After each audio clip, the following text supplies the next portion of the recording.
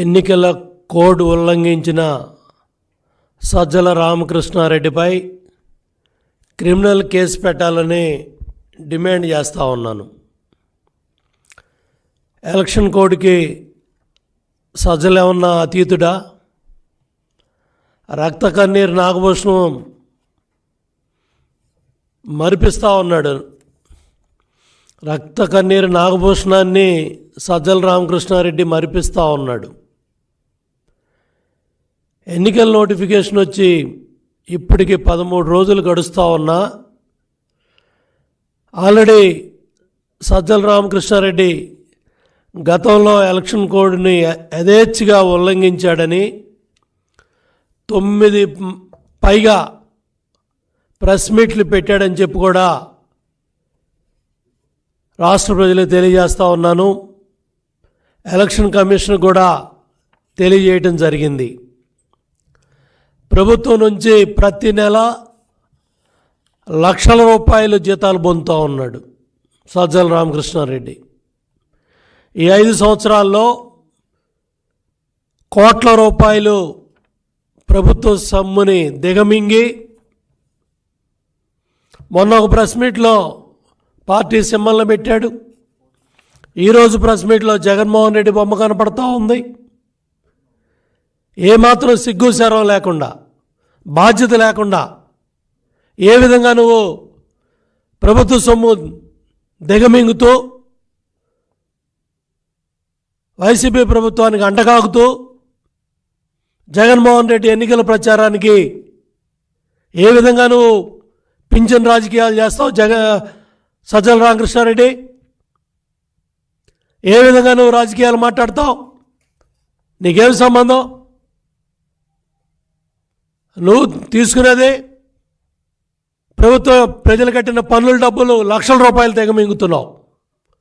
ఇప్పుడు కోట్ల రూపాయలు తెగమింగావు పందికొక్కులాగా. మళ్ళీ వాళ్ళు రాజకీయాలు మాట్లాడుతున్నావు, శవ రాజకీయాలు చేస్తున్నావు. నీకేం రైట్ ఉందో మాట్లాడటానికి? నువ్వు మాట్లాడాలంటే రిజైన్ చేసిరా, తాడేపల్లి కొంప ప్యాలెస్ నుంచి బయటికి రా, వెళ్ళి పార్టీ ఆఫీసులో కూర్చొని మాట్లాడుకో, వైసీపీ పార్టీ ఆఫీసులో కూర్చొని మాట్లాడుకో, మేము మాట్లాడాం. అంతే తప్ప నువ్వు ప్రజల సొమ్ము దిగమింగుతూ ప్రజలు కట్టిన పన్నుల డబ్బులతో ప్రభుత్వ సలహాదారుగా ఉద్యోగం ఎలగబెడుతూ నువ్వివాళ నీకు ఎలక్షన్ కోడ్ వర్తించదా? నువ్వు అతీతుడువా? ఆకాశం నుంచి వచ్చావా? మేము మొదటి నుంచి చెప్తా ఉన్నాం. గతంలో తెలుగుదేశం ప్రభుత్వ హయాంలో చంద్రబాబు నాయుడు గారు పెన్షన్లు ఇవ్వాలన్నా, జీతాలు ఇవ్వాలన్నా చివరి వారం పేమెంట్స్లో చాలా జాగ్రత్తగా దానికి సంబంధించిన డబ్బుని ముందే జమ చేసి సంబంధిత గ్రామ పంచాయతీలకి జిల్లా కలెక్టర్ల బాధ్యత తీసుకొని ఇంటింటికి వెళ్ళి పెన్షన్లు ఇచ్చేవాళ్ళు. ఇది అనాదిగా దశాబ్దాల తరబడి ప్రతి రాష్ట్రంలో, మన ఆంధ్రప్రదేశ్ రాష్ట్రంలో, ఉమ్మడి ఆంధ్రప్రదేశ్లో కూడా జరిగింది. ఈ పెన్షన్ తీసుకొచ్చిన చరిత్రే తెలుగుదేశం పార్టీది, ప్రభుత్వాన్ని. ఆనాడు మహానుభావుడు ఎన్టీ రామారావు గారు మొదలుపెట్టిన ఈ కార్యక్రమం ఈరోజు మీరు గొప్పలు చెప్పుకుంటారా? ఇవాళ మీరు జబ్బలు దరుచుకుంటారా? బ్యాంకుల్లో డబ్బులు పెట్టాలని తెలీదు, డ్రా చేయాలని తెలీదు, సచివాలయాలకు పంపించాలని తెలీదు. సుమారు 14,000 కోట్లు చివరి 15 రోజులు మార్చి 16 నుంచి 31 లోపు 14,000 కోట్లు మీ కాంట్రాక్టర్లకి, అస్మదీయులకి, మీ పార్టీ కార్యకర్తలకి, నాయకులకి డబ్బులు కట్టారు. చివరి 2 రోజుల్లో మార్చి 30, 31న 6,000 కోట్లు, 1,200 కోట్లు, 7,200 కోట్లు డ్రా చేశారు కాంట్రాక్టర్లకి. ఇవన్నీ కనపట్లేదా సజ్జల? వీటి గురించి మాట్లాడతావా? వీటి గురించి చెప్తావా? మళ్ళీ చెప్తా ఉన్నాం. ఫైనాన్స్ సెక్రటరీ రావత్ కావచ్చు, రైల్వే నుంచి వచ్చిన సత్యనారాయణ కావచ్చు, ఈ సజ్జల రామకృష్ణారెడ్డి కావచ్చు, సీఎం పేషిలో ఈ తతంగం అంతా నడిపిస్తున్న ధనంజయ రెడ్డి కావచ్చు, లేకపోతే దీనికి సహకరించిన ఈ పింఛను మరణాలకి కారణం సీఎం కార్యాలయంలో Dhananjaya Reddy, SERP CEO Muralidhar Reddy, Panchayati Raj secretary Sasibhushan,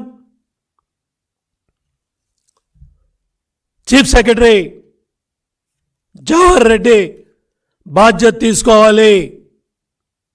YCP ప్రభుత్వానికి సహకరించాలని, లబ్ధి చేయాలని, ప్రతిపక్షాల మీద బురద జల్లించాలని, ప్రతిపక్షాలను తిట్టించాలని శవ రాజకీయాలకే మీరు కూడా సహకారం అందించారు.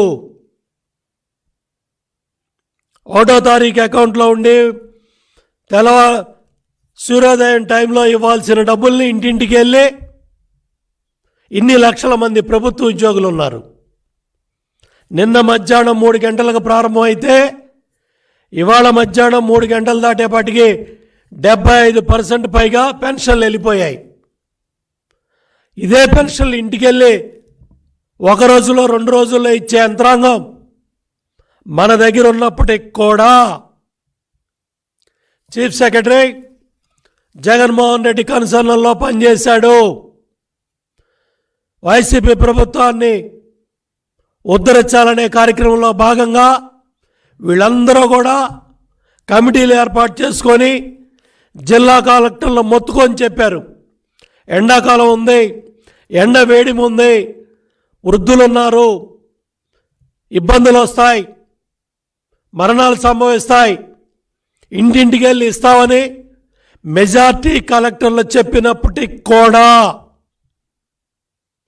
SERP CEO Muralidhar Reddy, CM secretary Dhananjaya Reddy కన్సర్న్లో జగన్మోహన్ రెడ్డి ఆదేశాలతో ఇవాళ చీఫ్ సెక్రటరీ తీసుకున్న ఈ నిర్ణయం వల్ల ఈ పెంచిన మరణాలు ఇవాళ రాష్ట్రంలో సంభవించాయి.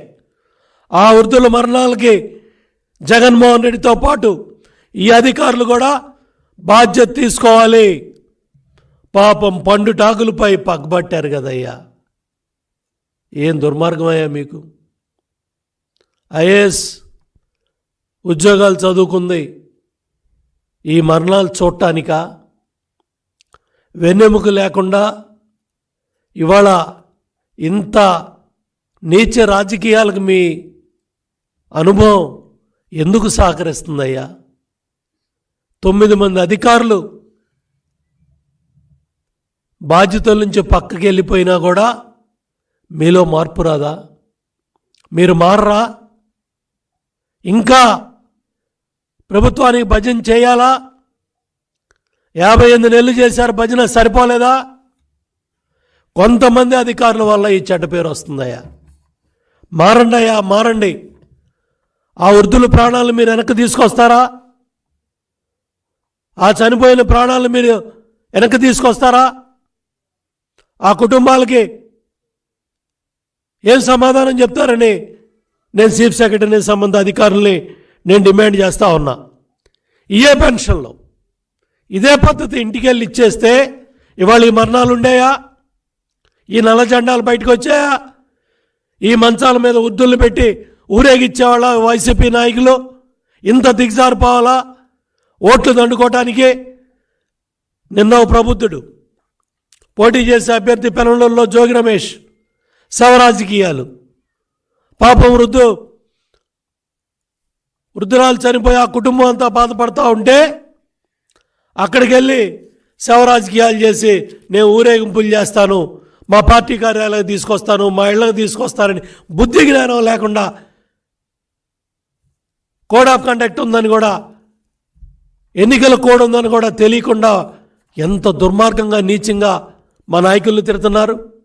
చంద్రబాబు నాయుడు గారి మీద నిన్న మీరు వాడిన మాటలో భాష గర్హనీయం. దీన్ని తీవ్రంగా ఖండిస్తున్నాం. ఎలక్షన్ కమిషన్ కూడా కంప్లైంట్ చేస్తున్నాం.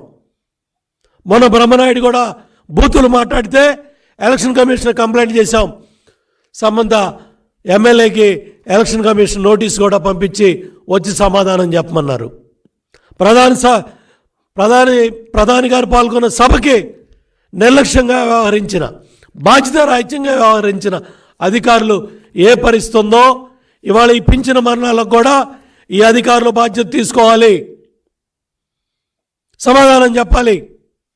ఆ ప్రాణాలు మీరు వెనక్కి తీసుకొస్తారని చెప్పి నేను డిమాండ్ చేస్తూ ఉన్నా.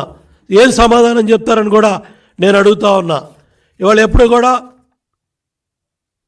ఈ వాలంటీర్ వ్యవస్థ గురించి మొదటి నుంచి చంద్రబాబు నాయుడు గారు చెప్తున్నారు, బాధ్యతతో పనిచేసే వాళ్ళు ఎవ్వరు కూడా ఇబ్బంది పెట్టరు, మీ భవిష్యత్తు బాగుండే విధంగా, అది ఇంకా మీ జీవితాలు బాగుండే విధంగా కూడా నిర్ణయాలు ఉంటాయని అందరూ మాట్లాడుతూ ఉంటే, ఇవాళ కావాలని ఆ వ్యవస్థ మీద ప్రతిపక్షాలు ఏదో అన్నాయని, ఏదో చేశారని దుర్మార్గంగా మా మీద అబండాలు వేస్తూ ఉన్నారు.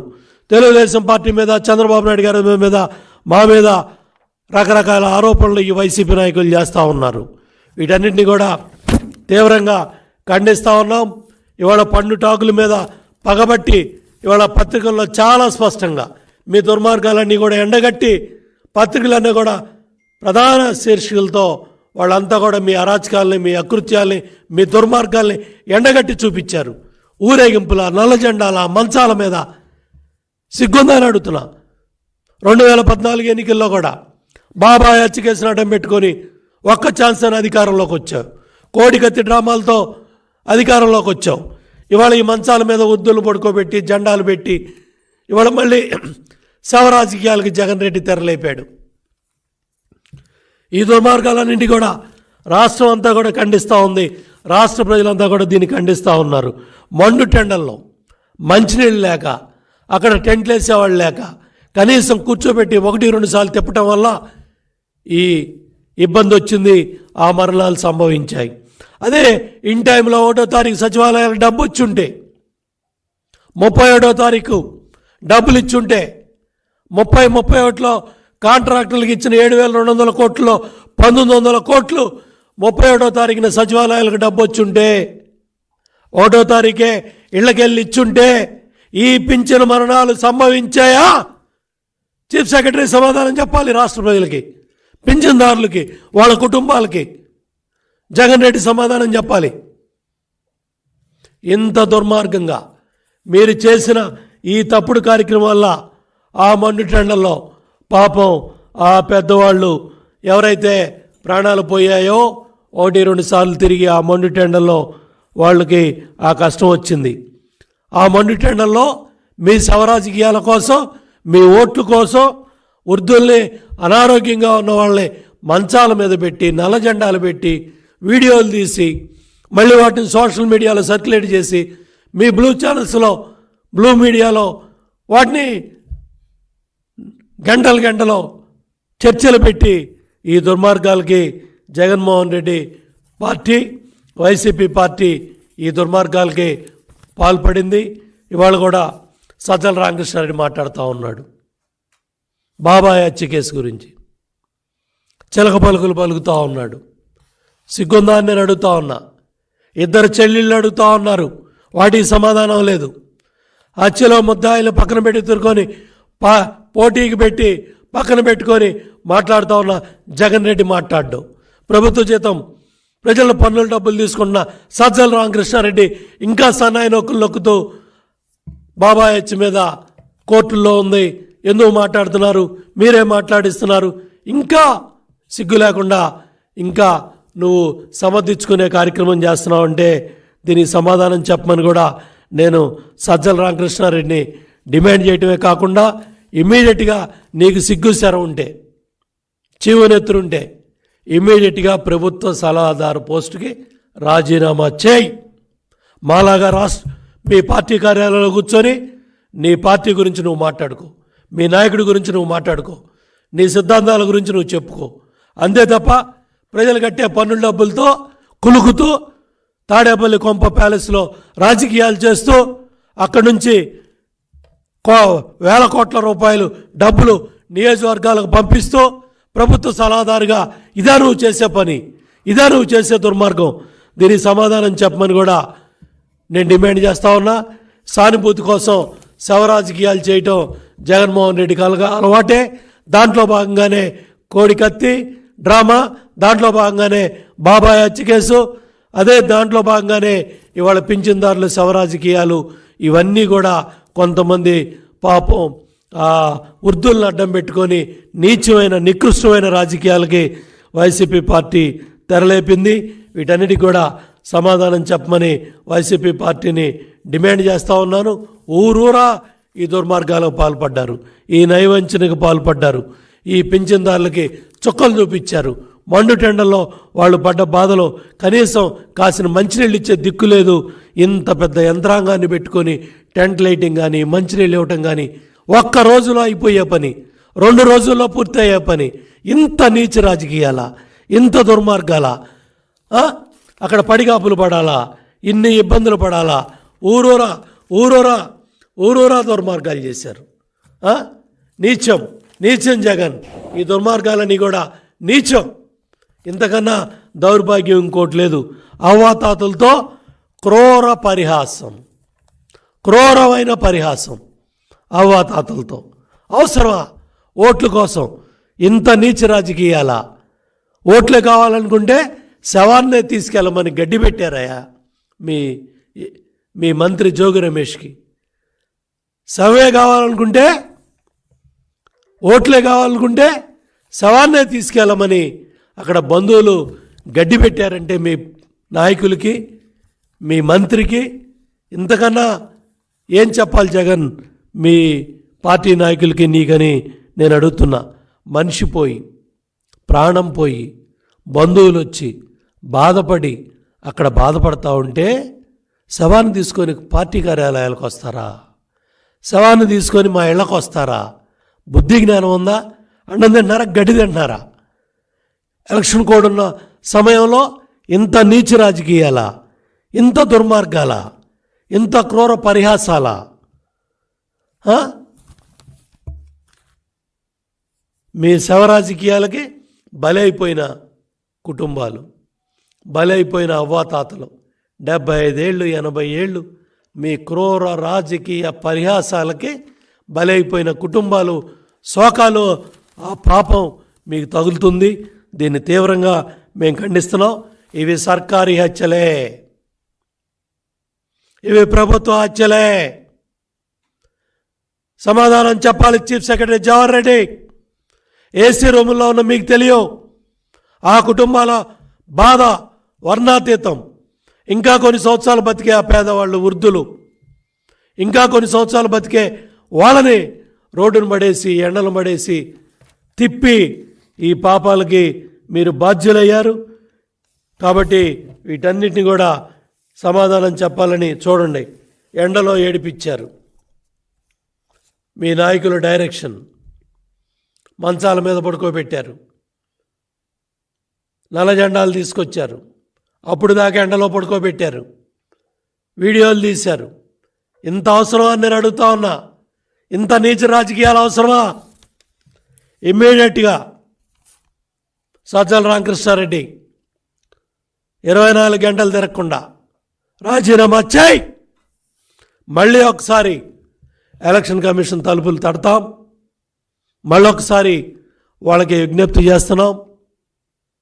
ఇటువంటి నీచ రాజకీయాలు చేసేవాళ్ళు, ప్రజలు కట్టిన పన్నుల డబ్బులు తింటూ ప్రభుత్వ సలహాదారులు గుండి నీచ రాజకీయాలు, శవ రాజకీయాలు, ఓట్ల రాజకీయాలు, డబ్బులు తాడేపల్లి ప్యాలెస్ నుంచి నియోజకవర్గాలకి సరఫరా చేసే ఈ బ్రోకర్ పనులు, దళారీ పనులు కట్టిపెట్టమని సజ్జల రామకృష్ణారెడ్డిని నేను డిమాండ్ చేస్తూ ఉన్నాను. Any questions?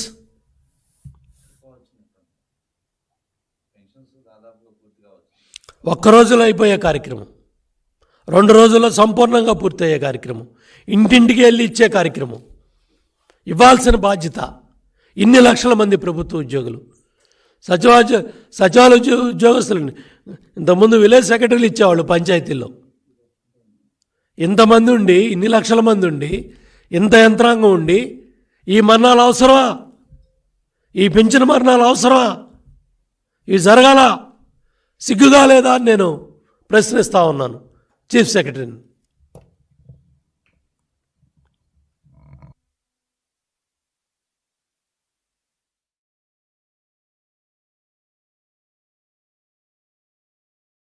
ఎలక్షన్ కోడ్ కిందకి వస్తారని చెప్పేసి దాని మీద అందరి లిస్ట్ ఏమైనా ఇస్తున్నారా?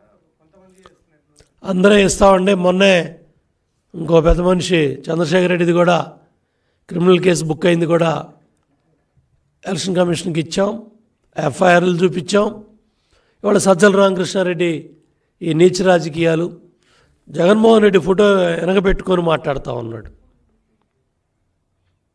ఈయన ప్రభుత్వ సలహాదారు, ఈయన మనకు నీతులు చెప్తాడు. ఈయన రక్తకన్నీరు నాగభూషణం సరిపోడండి ఈ సజ్జల రామకృష్ణారెడ్డికి. ఎప్పుడో పాపం దశాబ్దాల క్రితం తీసిన 50ల్లో తీసిన సినిమా మళ్ళీ మనం ఇవాళ 2024లో చూస్తున్నాం. Okay, thank you.